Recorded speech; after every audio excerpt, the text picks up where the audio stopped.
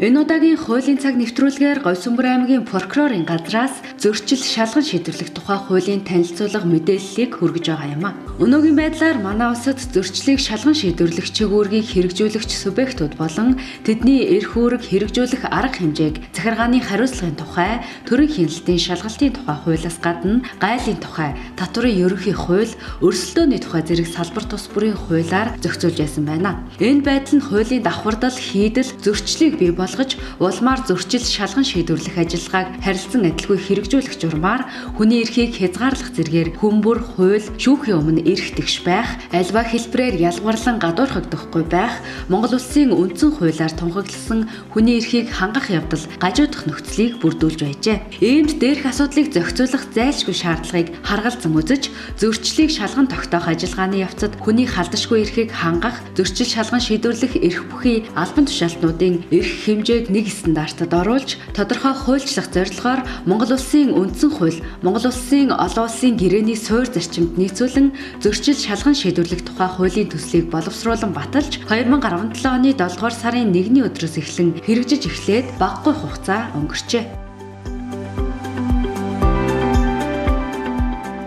2018 оны 3 сарын 22-ны өдөр аймгийн мэргэжлийн хэлтийн газар татварын хэлтстэй хамтран зөрчлийн тухай хууль, зөрчил шалган шийдвэрлэх тухай хуулийн хүрээнд хуулийн зүйл заалтыг нэг мөр ойлгож хэрэгжүүлэх сэдвт хэлэлцүүлэг зөвлөгөөний зохион байгууллаа. За энэ хүү зөвлөгөөнд аймгийн хэмжээнд зөрчлийн хэрэг бүртгэлийн үйл ажиллагаа явуулах эрх бүхий албан тушаалтан буюу нийт 51 албан тушаалтныг хамруулсан зөвлөгөөнийг замжилттай зохион байгуулж дуслаа. За зөвлөгөөнд аймгийн прокурорын газраас энэ хүү зөрчлийн тухай хууль, зөрчил шалган шийдвэрлэх тухай хуулийн хүрээнд хэрэгжүүлж байгаа үйл ажиллагаан дээр гарч байгаа асуудлууд, ер нь хуулийн зүйл заалтыг хэрхэн яаж хэрэгжүүлэх шаардлагатай, за зүйл заалтыг албан тушаалт, эрх бүхий албан тушаалтнууд маань яг яаж ойлгож байгаа, бас өөрсдийн сөрөг үр дагавар яаж хэрэгжүүлэхтэй холбоотойгоор ямар нэг хүндрэлтэй байгаа асуудлууд дээр нь мэргэжил гаргасан зөвлөгөө өгч, энэ хүү тал дээр нь кейс ажиллуулж, нийт эрх бүхий албан тушаалтнууд дээр сорил хуулийн зүйл заалтуудаар сорилын үйл ажиллагаа явуулж хамтран ажиллалаа. Энэ өнөөдрийн зохион байгуулсан хэлэлцүүлэг зөвлөгөөнд гасан шийдвэрээр энэ хүү зөвлөгөөнийг дараагийн буюу 2018 оны 2 дугаар улиралд мөн дахин зохион байгуулахаар шийдвэр гарсан байгаа. За энэ хүү зөвлөгөөнийг зохион байгуулснаар зөрчлийн хэрэг бүртгэлийн үйл ажиллагаа явуулах эрх бүхий албан тушаалтнуудын маань өөрсдийн хуулийн тал дээрх зарим ойлгомжгүй байсан асуудлуудаар тодорхой ойлголтуудыг авч, за байгууллага тус бүр дээр гарч байгаа хүндрэлтэй асуудлуудыг хоорондоо солилцсон үр дүнтэй хэлэлцүүлэг зөвлөгөөн болж бас хүндрэлөө. За энэ хүү зөвлөгөөнийг хамтран зохион байгуулсан татварын хэлтс болон аймгийн прокурорын газар, за нийт хамрагдсан төрийн байгууллагуудаас баярлж байгаа илэрхийлээд цаашдын ажилд нь амжилт хүсье. 2017 оны 7 сарын 1-ний өдрөөс эхлэн хэрэгжиж байгаа зөрчлийн тухай хууль болон зөрчил шалган шийдвэрлэх тухай хуулийг хэрэгжүүлж эхэлсэн субъектуудын хувьд өнөөдөр хамтарсан зөвлөгөөнийг бид хийсэн.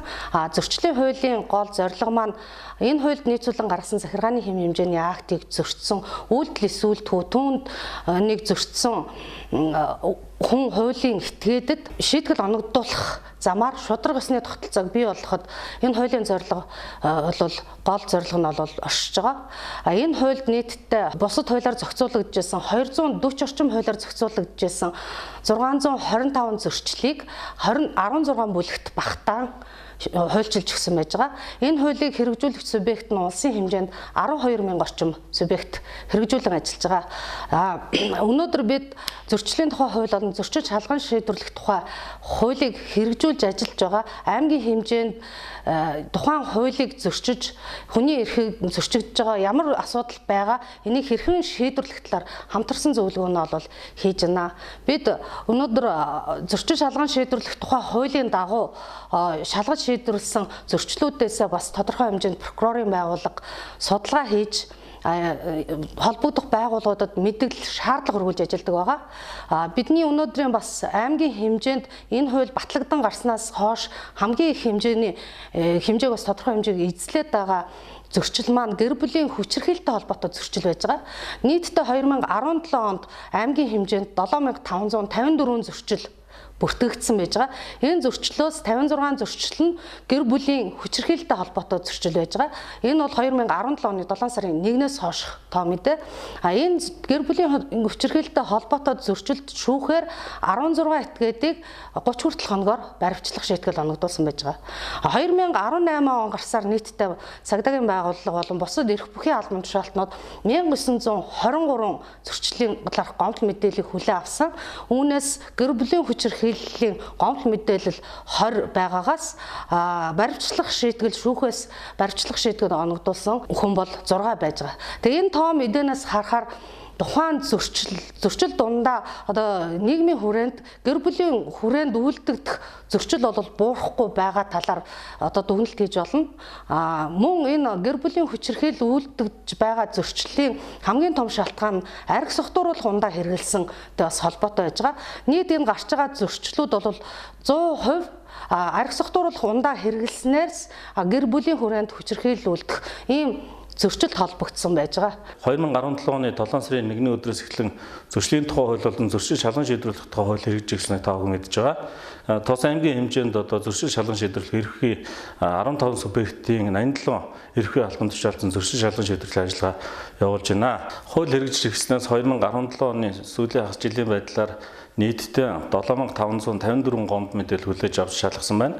За үүнээс 122 гомд мэдээллийн хүлээн авахаас татгалзаж 64 гомд мэдээллийн одоо зөрчлийн эрх хүртэлтэй ажиллагаа нээж шалгасан. За 7367 гомд мэдээллийг хэлбэршүүлсэн журмаар одоо хууль заасан үндэслэлээр шалгаж шийдвэрлэжээ. Зөрчлөө улмаас бусдад 18.3 сая төгрөгийн хохирол очсон байна.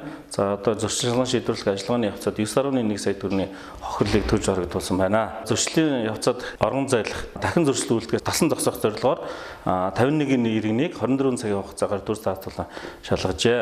За зөрчлийн эрх хүртэлтэй ажиллагаа явуулах эрхээ албан тушаалтнуудаас зөрчил шалган шийдвэрлэх ажиллагаа явуулсан тоо мэдээтэй харьцуулахад аймгийн цагдаагийн хэлтс болон улсын бүртгэлийн зөрчлийн эрх хүртэлтэй ажиллагаа явуулах эрхээ албан тушаалтнуудаас шалгасан тоо үзүүлэлт бол өндөр хувьтай байна.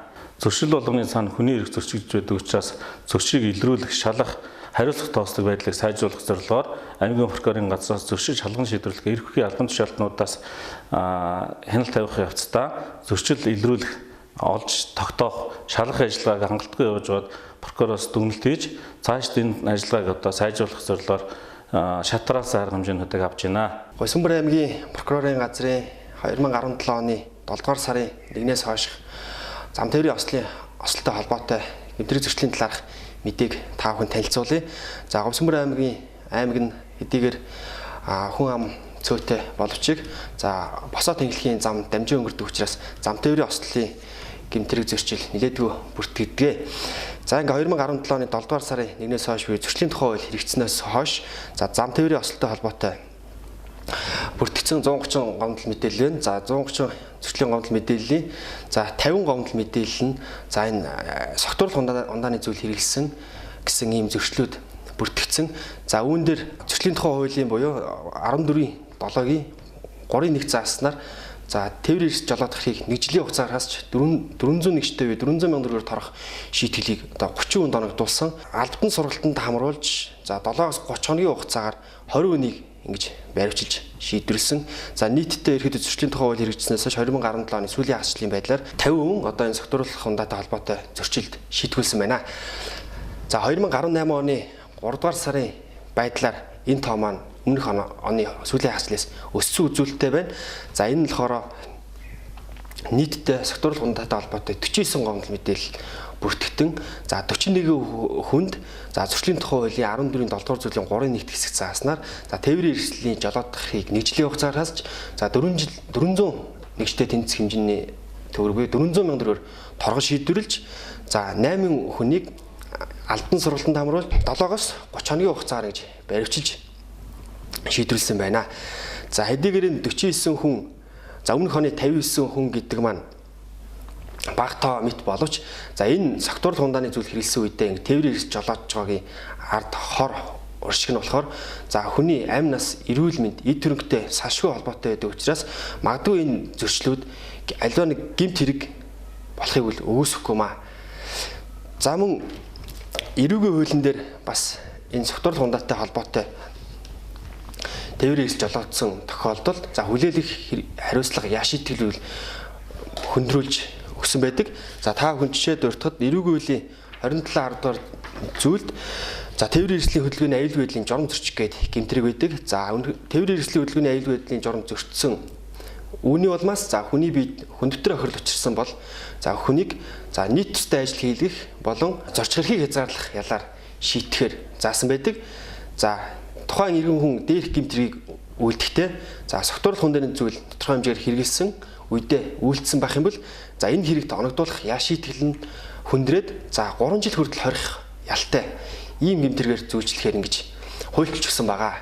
Иймд одоо иргэд та бүхэн согтууруулах хундаарыг хэрэгэлсэн үедээ тээврийн хэрэгслийг аль болох жолоодохгүй байх, өөрийн болон бусдын амнаас эрүүл мэндэд хохирол учруулахгүй байхад маш их анхаарах зүйтэй.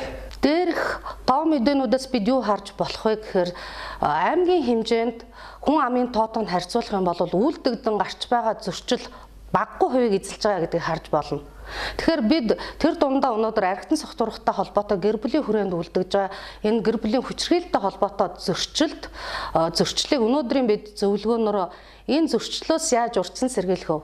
Зөрчлийг яаж таслан зогсоох вэ? Хэн ямар үүрэгтэй оролцох вэ? Цаашлбал өөр бусад эрх бүхий албан тушаалтнууд хүний эрхийг зөрчихгүй байхад одоо яаж анхаарч ажиллах вэ? Зөрчигдсөн эрхийг хэрхэн сэргээж зөрчлийн үр дагаврыг хэрхэн арилгах вэ гэсэн энэ талаар бид хэлэлцэж ярилцаа.